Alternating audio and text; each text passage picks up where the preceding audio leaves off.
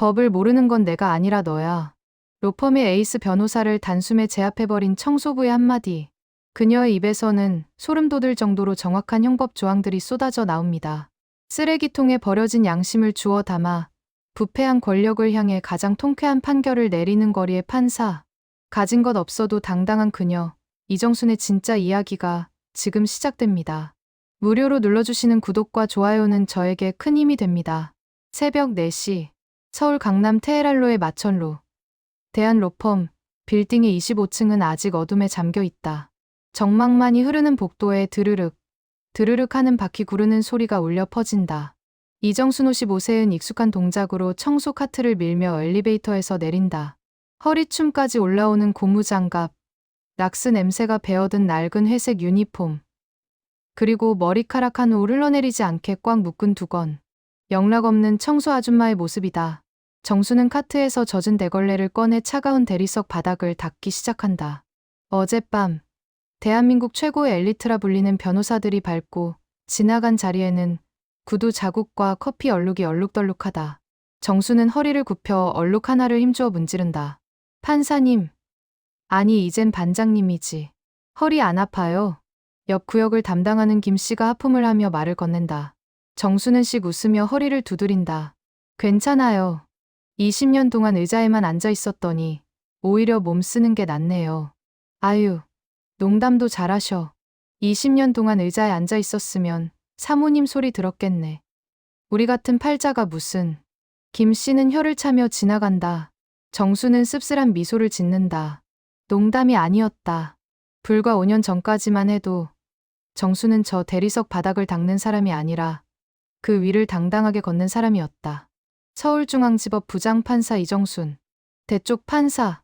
법복 입은 포청천. 그것이 그녀의 이름 앞에 붙던 수식어였다.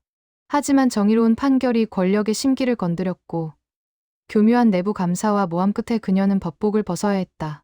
퇴직금은 남편의 사업 실패 빚을 갚는 데 사라졌고 엎친 데 덮친 격으로 남편은 뇌졸중으로 쓰러졌다. 병원비와 생활비. 현실은 고고한 법리보다 훨씬 무겁고 차가웠다. 정수는 자존심 따위는 쓰레기통에 처박고 청소일을 시작했다. 사람들이 그녀를 투명 인간 취급할 때마다 그녀는 속으로 되뇌었다. 직업에는 귀천이 없다. 나는 내 가족을 지키는 판결을 내리고 있는 중이다. 복도 끝 휴게실에 있는 대형 TV가 켜진다. 아침 뉴스가 흘러나온다. 속보입니다. 중경건설사 회장의 갑질 녹취록이 공개되어 파장이 일고 있습니다. 하지만 법조계 일각에서는 처벌이 쉽지 않을 것이라는 전망이. 정수는 잠시 대걸레질을 멈추고 화면을 응시한다. 화면 속 회장은 뻔뻔하게 고개를 들고 있다. 그때 갓 입사한 듯한 신입 변호사 2명이 커피를 들고 복도를 지나간다. 야, 저거 봤냐? 여론만 시끄럽지 결국 집행유예야. 김앤장이 붙었다며? 당연하지. 법이 뭐 별거냐? 돈 많이 쓴 놈이 이기는 게임이지. 우리도 저런 거 하나 물어야 파트너 달지. 젊은 변호사들은 킬킬거리며 정순의 옆을 지나간다. 그들의 눈에 정순은 그저 배경일 뿐이다. 정순의 손에 쥔 대걸레 자루에 힘이 들어간다. 법은 게임이 아닌데. 정순이 나지막이 중얼거린다. 형법 제314조 업무방해. 그리고 근로기준법 위반. 경합범 가중 처벌하면 실형도 가능한 사안이야. 돈이 아니라 상식이 기준이어야지. 그녀의 목소리는 작았지만 또렷하고 정확했다. 지나가던 신입 변호사 한 명이 흠칫하며 뒤를 돌아본다. 네? 아줌마, 방금 뭐라고 하셨어요? 정수는 황급히 고개를 숙이며 다시 걸레질을 하는 신용을 한다. 아니에요. 총각 선생님들. 혼잣말이에요. 바닥 미끄러우니까 조심해서 가세요. 뭐야? 잘못 들었나? 아줌마가 형법을 알 리가 없지. 변호사들은 고개를 갸웃거리며 멀어진다. 정수는 안도의 한숨을 내쉰다. 아직은 정체를 들켜선 안 된다. 이 로펌에서 그녀의 일자리는 너무나 소중했으니까. 오전 8시. 본격적인 업무가 시작되기 전 정수는 가장 까다로운 구역인 파트너 변호사 박민석의 사무실로 향한다. 박민석. 로펌 대안의 에이스이자 승소를 위해서라면 증거 조작도 서슴지 않는다는 소문이 파다한 인물이다. 똑똑. 대답이 없다. 정수는 조심스럽게 문을 열고 들어간다. 최고급 가죽 소파, 한강이 내려다 보이는 통유리창, 벽면을 가득 채운 화려한 상패들. 방 안에서는 값비싼 시가 냄새와 묘한 향수 냄새가 섞여났다. 아, 진짜. 이놈의 기계가 왜 이래? 갑작스러운 고함에 정순이 움찔한다. 아무도 없는 줄 알았던 사무실 안쪽, 책상 뒤에서 박민석이 벌떡 일어난다. 그는 양복 상의를 벗어 던진 채 넥타이를 거칠게 풀어헤치고 있었다. 그의 앞에는 윙윙거리며 헛도는 파쇄기가 놓여 있었다. 변호사님 되셨습니까? 죄송합니다. 나중에 다시 오겠습니다. 정순이 황급히 뒷걸음질 치려는데 박민석이 짜증 섞인 손짓을 한다.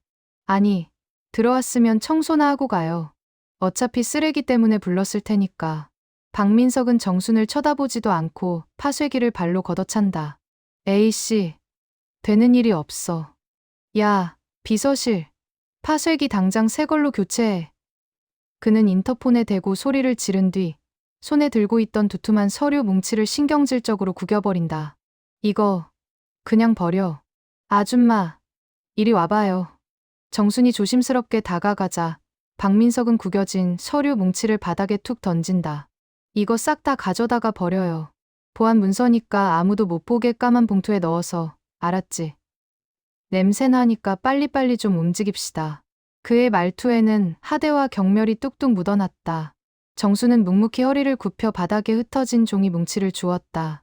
박민석은 그런 정순의 머리 위로 담배 연기를 훅 내뱉었다. 그리고 바닥 좀 제대로 닦아요.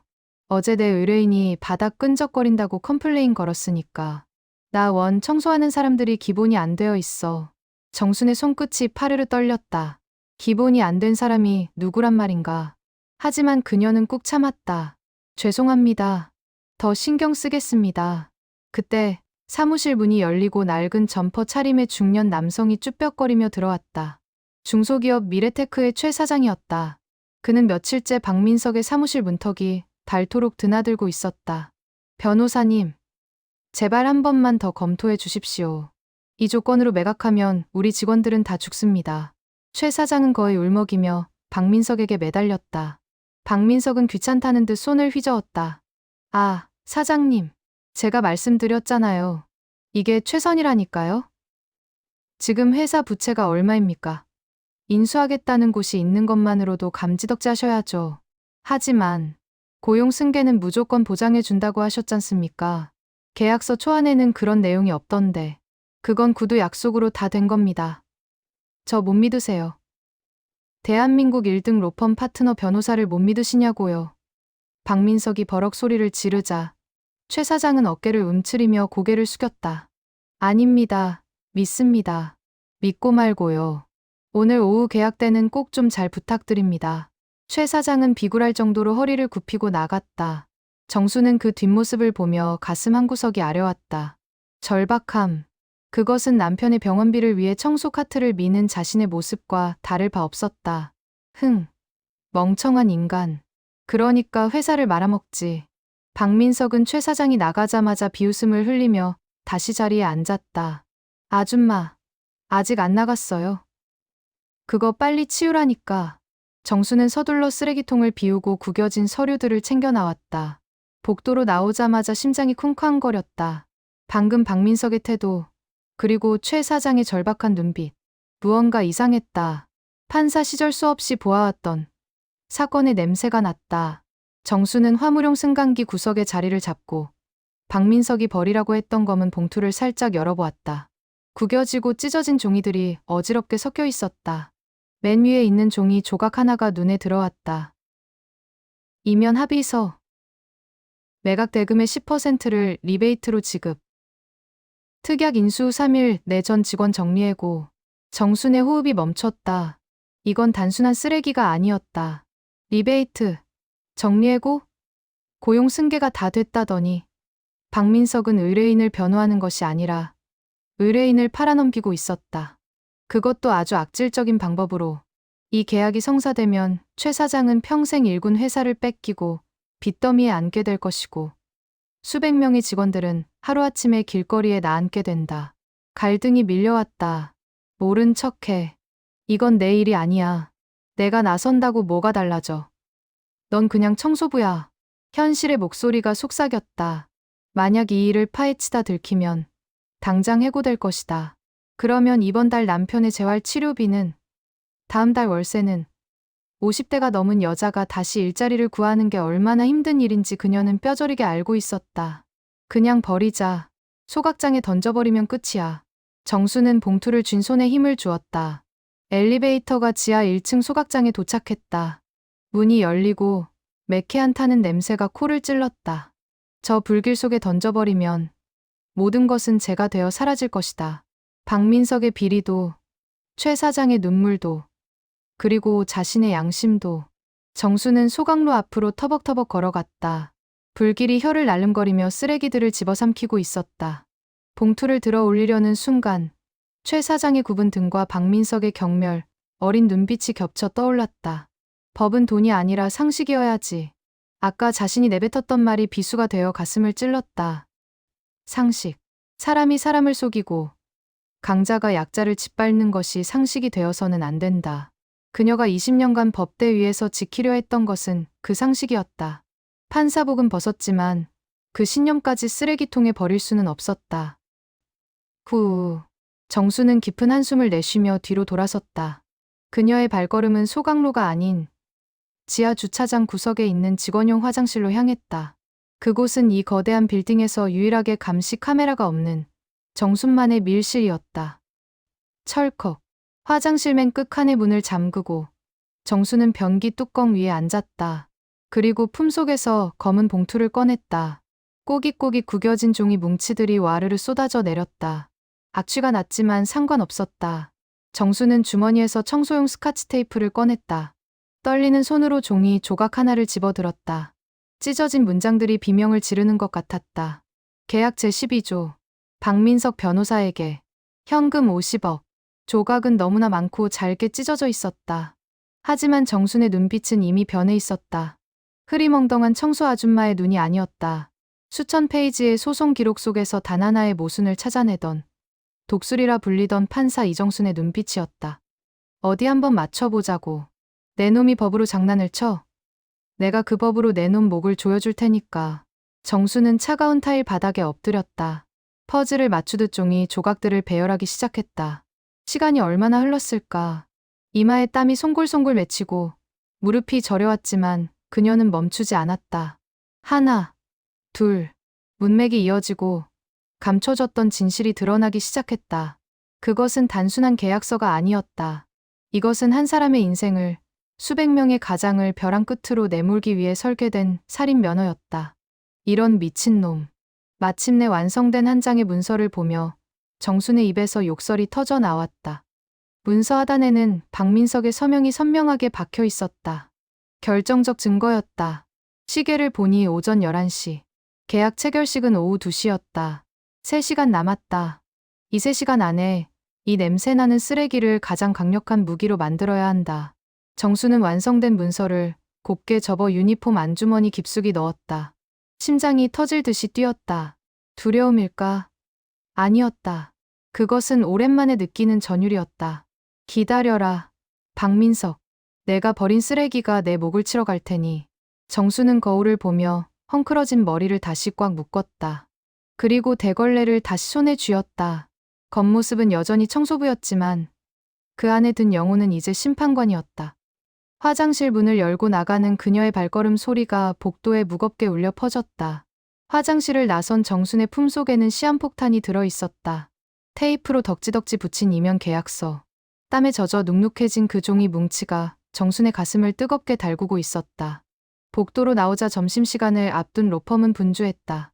정수는 청소 카트를 밀며 주변을 살폈다. 이 증거만으로는 부족했다.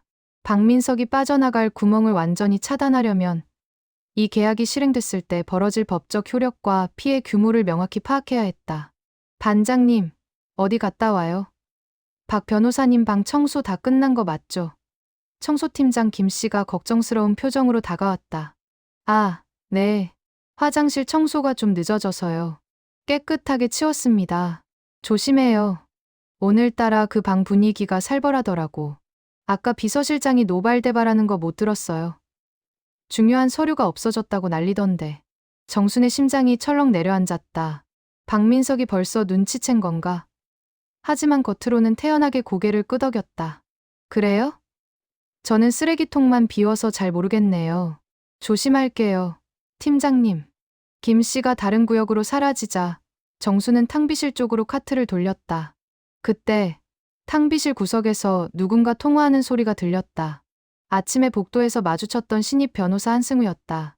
그는 정순이 들어오는 것도 의식하지 못한 채 심각한 표정으로 창밖을 보며 속삭이고 있었다. 선배, 진짜 이거 아닌 것 같아요. 미래테크 매각건 말이에요. 실사 보고서랑 계약서 내용이 너무 달라요. 박 변호사님이 지시한 특약 조항. 이거 사실상 회사 공중분해 시키겠다는 거잖아요. 정수는 커피 머신을 닦는 척하며 귀를 기울였다. 네, 알아요. 파트너 변호사님 지시니까 따라야 하는 거. 근데 최 사장님은 이걸 회생 절차로 알고 계시는데 이건 그냥 도살장이잖아요. 제가 양심상. 한승우는 한숨을 푹 쉬더니 전화를 끊었다. 그리고 뒤를 돌다 정순과 눈이 마주쳤다. 아, 깜짝이야.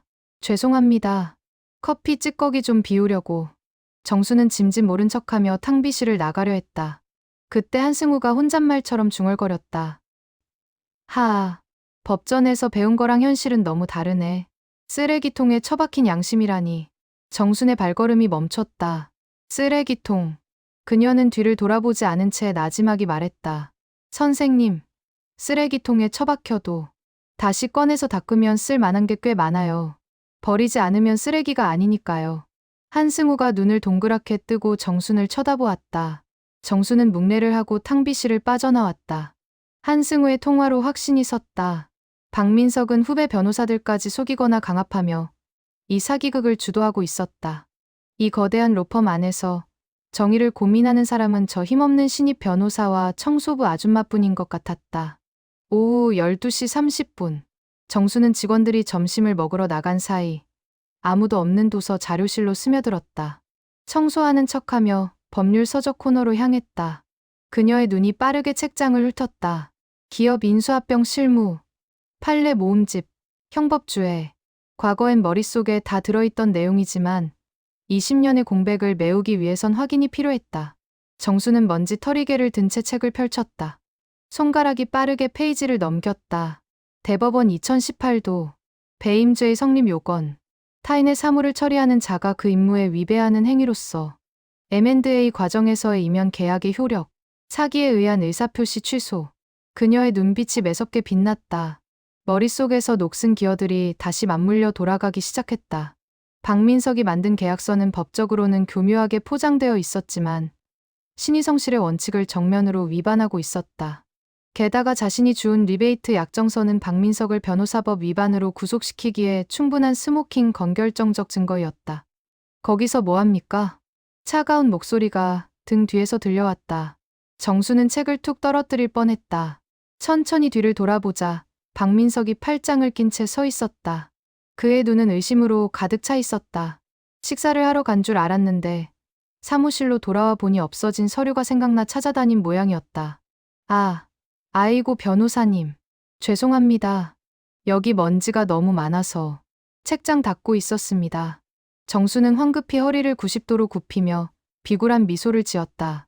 박민석은 천천히 정순에게 다가왔다. 구두 굽소리가 자료실의 정막을 깼다. 그는 정순이 방금 보고 있던 책을 곁눈질로 훑어보았다. 판례 모음집. 청소 아줌마가 판례집에는 왜 관심이 있을까? 글자는 읽을 줄 아나. 네, 아이고. 까막눈은 아닙니다만. 그냥 책이 두꺼워서 먼지가 많이 쌓였길래. 박민석은 정순의 코앞까지 다가와 그녀를 내려다보았다. 값비싼 향수 냄새가 역하게 풍겼다. 아줌마, 아까 내 방에서 쓰레기통 비웠지? 네, 네. 시키신 대로.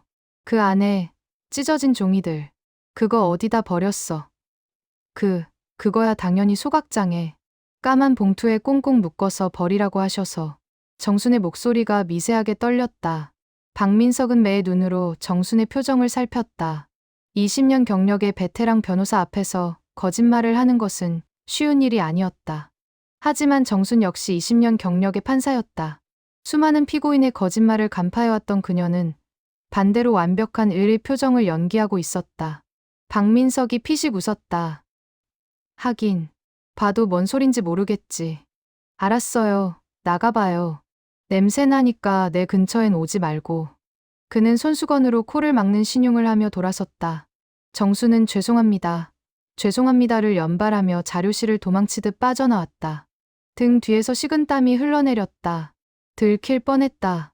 하지만 박민석의 오만함이 그녀를 살렸다. 그는 청소부가 법을 알 리 없다고, 감히 자신에게 대항할 리 없다고 확신하고 있었다. 그 방심이 그의 목을 조를 것이다. 오후 1시 40분. 계약 체결 시까지 20분 남았다. 로펌 로비는 팽팽한 긴장감이 감돌았다. 미래테크 매각 계약 체결식이라는 현수막이 걸린 대회의실 앞에는 덩치 큰 경호원 2명이 버티고 서 있었다. 정수는 청소 도구함 구석에 앉아 호흡을 가다듬었다. 유니폼 안주머니에 든 계약서가 뜨겁게 느껴졌다. 이제 결정해야 했다. 이 문을 열고 나가면 다시는 돌아올 수 없다. 청소부로서의 삶도 끝이고 어쩌면 법적인 분쟁에 휘말려 남은 인생이 피곤해질 수도 있다. 병원에 누워있는 남편의 얼굴이 떠올랐다. 여보, 나 어떡하지? 그냥 눈 딱 감으면 당신 병원비는 계속 벌 수 있는데. 그때 복도 끝에서 최 사장이 걸어오는 모습이 보였다. 그는 낡은 양복을 입고 잔뜩 긴장한 표정으로 연신 땀을 닦고 있었다. 그의 뒤에는 초조한 표정의 직원 대표 몇 명이 따라오고 있었다. 사장님, 정말 괜찮은 거죠? 우리 안 잘리는 거죠? 걱정 마. 박 변호사님이 다 보장해줬어. 대한민국 최고 로펌이잖아. 우릴 속이겠어? 최 사장의 목소리는 떨리고 있었다. 그 역시 불안한 것이다. 하지만 지푸라기라도 잡는 심정으로 박민석을 믿고 있는 것이다. 그들이 회의실 안으로 들어가는 모습을 보며 정수는 주먹을 꽉 쥐었다. 20년 전 그녀가 법복을 벗던 날이 떠올랐다. 판사님, 제발 저희 억울함 좀 풀어주세요. 법정 밖에서 울부짖던 해고 노동자들의 목소리. 그때 그녀는 위에서의 압력 때문에 그들의 목소리를 외면했었다. 그 죄책감이 평생 가슴에 멍울처럼 박혀 있었다. 2번은 안 돼. 내 눈앞에서 또다시 힘없는 사람들이 짓밟히는 걸 보고만 있을 순 없어. 정수는 자리에서 벌떡 일어났다. 청소 카트를 힘껏 밀었다. 바퀴 구르는 소리가 비장하게 울렸다. 그녀는 회의실 앞을 가로막고 있는 경호원들을 향해 직진했다. 잠시만요. 청소 좀 해야겠습니다. 정순이 카트를 밀고 들어가려 하자 경호원이 거칠게 앞을 막아섰다. 아줌마, 미쳤어요? 지금 안에 귀빈들 계신 거 안 보여. 저리 안 가. 경호원의 굵은 팔뚝이 정순의 어깨를 밀쳤다. 정순은 힘없이 바닥에 나뒹굴었다. 대걸레 자루가 바닥에 요란하게 떨어졌다. 지나가던 직원들이 힐끔거렸지만 아무도 도와주지 않았다. 바닥은 차가웠고 몸은 욱신거렸다. 아이고, 냄새야. 야, 빨리 끌어내. 분위기 망치지 말고. 회의실 문이 살짝 열리며 박민석이 얼굴을 내밀었다. 그는 바닥에 쓰러진 정순을 보며 벌레 보듯 인상을 찌푸렸다. 아줌마, 내가 아까 경고했지. 내 눈에 띄지 말라고. 당신 오늘부로 해고야. 당장 짐 싸서 나가. 해고. 그 한마디가 비수가 되어 꽂혔다. 하지만 역설적이게도 그 말이 정순을 깨웠다. 잃을 게 없어진 사람은 두려울 것도 없다. 정순은 바닥을 짚고 일어섰다. 무릎이 까져 피가 배어나왔지만 통증은 느껴지지 않았다. 그녀는 떨어진 대걸레 자루를 다시 꽉 쥐었다. 마치 법봉을 쥐던 그날처럼. 그녀의 눈빛이 변했다. 굽어있던 허리가 꼿꼿하게 펴졌다. 해고? 그래, 해고해라. 하지만 그 전에 할 일은 해야겠어.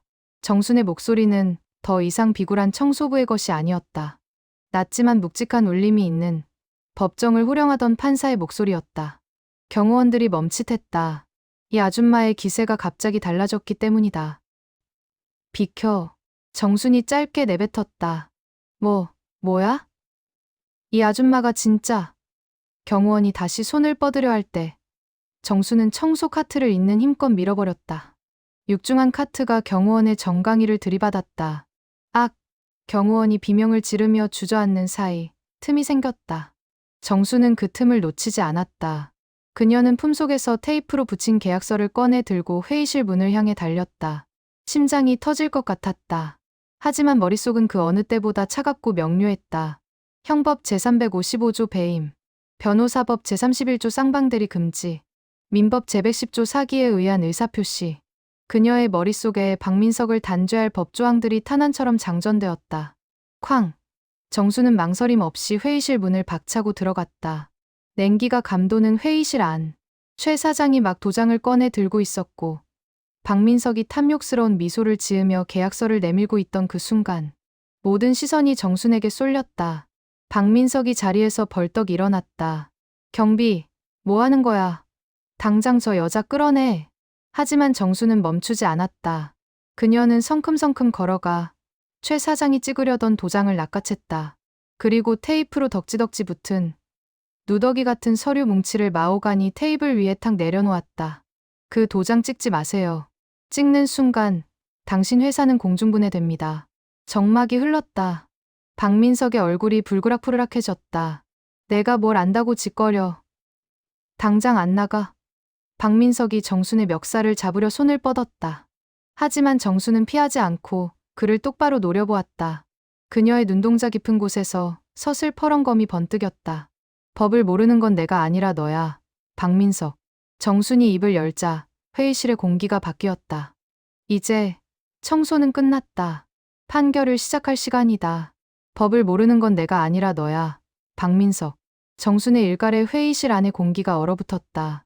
500평 남짓한 대회의실에 정순의 목소리가 쩌렁쩌렁 울렸다.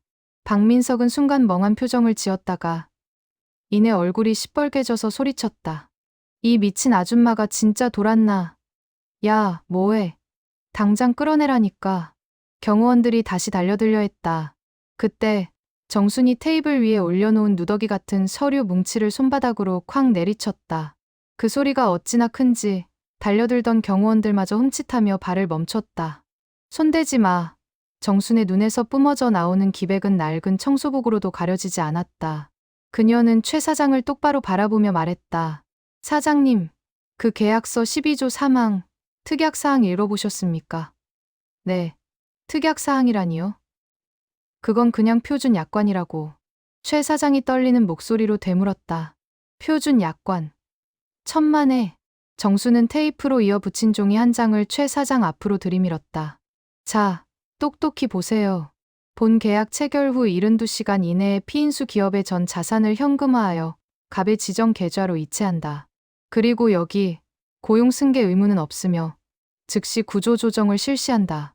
이게 당신이 믿었던 변호사가 숨겨놓은 독소 조항입니다. 최 사장의 눈이 휘둥그레졌다. 그는 정순이 내민 누더기 종이를 떨리는 손으로 집어들었다. 박민석이 찢어서 버렸던 바로 그 이면 계약서였다. 이게 무슨... 최 사장의 얼굴이 백지장처럼 하얗게 질렸다. 정순의 말대로였다. 이대로 도장을 찍었다면 회사는 3일 만에 껍데기만 남고 직원들은 전원 해고될 판이었다. 거짓말이야. 저 여자가 조작한 거라고. 박민석이 악을 쓰며 서류를 낚아채려 했다. 하지만 정순이 더 빨랐다. 그녀는 박민석의 손목을 탁 쳐냈다. 조작, 내 놈이 쓴 글씨체. 내 놈이 쓰는 만년필 잉크 자국까지 그대로인데 조작이라고? 정수는 비웃으며 또 다른 종이 한 장을 꺼냈다. 이번엔 찢어지지 않은 온전한 사진이었다. 아까 화장실에서 스마트폰으로 찍어둔 박민석과 기업 사냥꾼 사이의 리베이트 약정서였다. 그럼 이것도 조작인가? 성공 보수 50억 원. 박민석 변호사 귀야. 자필 서명까지 예쁘게도 해놨네. 그 사진이 공개되자 회의실은 아수라장이 되었다.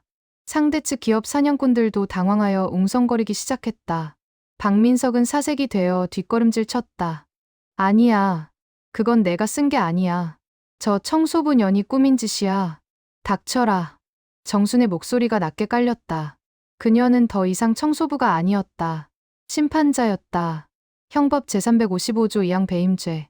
타인의 사물을 처리하는 자가 그 임무에 위배하는 행위로서 재산상의 이익을 취득하거나 제3자로 하여금 이를 취득하게 하여 본인에게 손해를 가한 때에는 5년 이하의 징역 또는 1,500만 원 이하의 벌금에 처한다.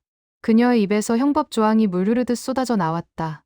또한 변호사법 제31조 수임 제한 위반, 쌍방대리 금지 원칙을 어기고 매도인과 매수인 양측에서 뒷돈을 챙겼으니 이는 명백한 변호사 자격 박탈 사유다. 게다가 증거인멸 교사까지. 정수는 박민석을 향해 한 걸음씩 다가갔다. 민법 제103조 반사회 질서의 법률행위, 제110조 사기에 의한 의사표시. 이 계약은 원천 무효야. 알겠나? 박 변호사? 박민석은 입을 뻐끔거렸다. 청소 아줌마 입에서 나올 수 있는 수준의 법률 지식이 아니었다. 정확한 조항, 완벽한 법리 해석. 눈앞에 이 여자는 대체 누구란 말인가? 너 뭐야? 너 정체가 뭐야? 법대 근처에서 청소라도 했냐? 정수는 피식 웃었다. 법대 근처. 그래, 20년 동안 법대 바다에 위에 앉아 있었지. 그녀는 쓰고 있던 두건을 풀어버렸다. 희끗희끗한 머리카락이 흘러내렸다. 땀에 젖은 얼굴이었지만 그 눈빛만은 형형하게 빛났다. 내 이름은 이정순이다. 20년 전 서울중앙지법 부장판사 이정순. 정순. 박민석의 눈이 튀어나올 듯 커졌다. 그 이름을 모를 리 없었다. 그가 사법연수생 시절 가장 두려워했던 호랑이 판사. 권력의 외압에도 굴하지 않고 재벌 총수에게 실형을 선고했다가 파면당했던 전설적인 인물. 대쪽 판사 이정순. 설마 판사님이 왜 여기서 청소를? 왜? 판사 옷 벗으면 청소하면 안 된다는 법이라도 있나? 정수는 싸늘하게 대꾸했다. 그때 회의실 문이 벌컥 열리고 제복을 입은 경찰들이 들이닥쳤다. 그 뒤에는 신입 변호사 한승우가 숨을 헐떡이며 서 있었다. 박민석 변호사님, 당신을 특정경제범죄 가중처벌 등에 관한 법률 위반 및 사기 혐의로 긴급 체포합니다.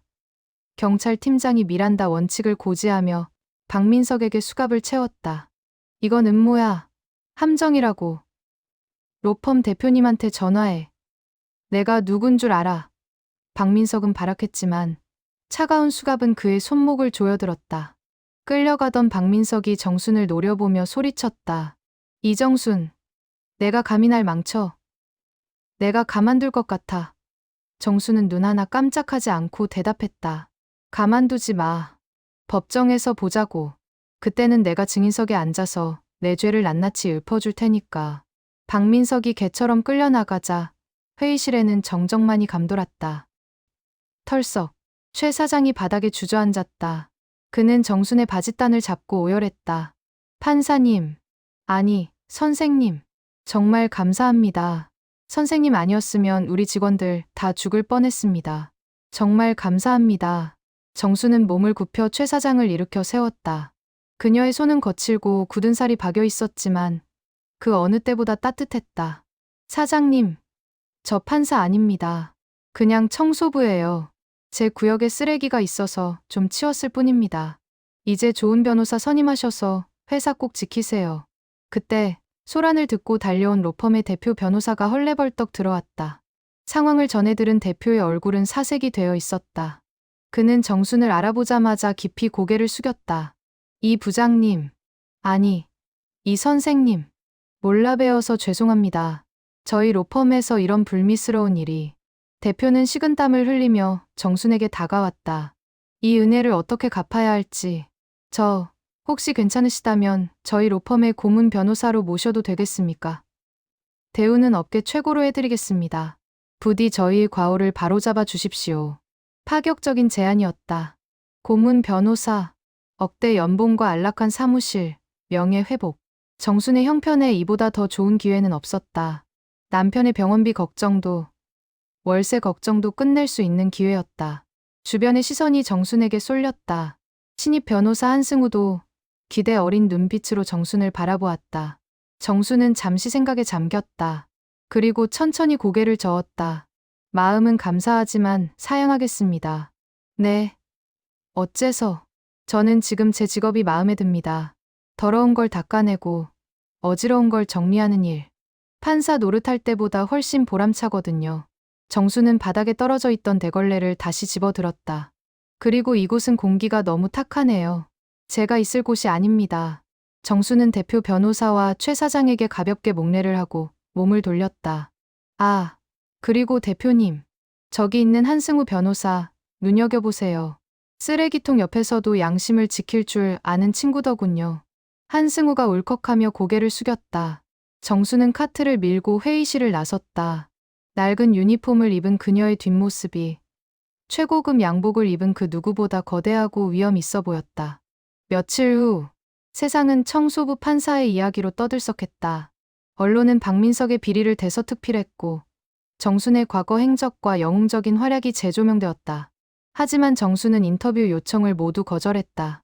그녀는 여느 때와 다름없이 새벽 4시에 일어나 작업복을 입었다.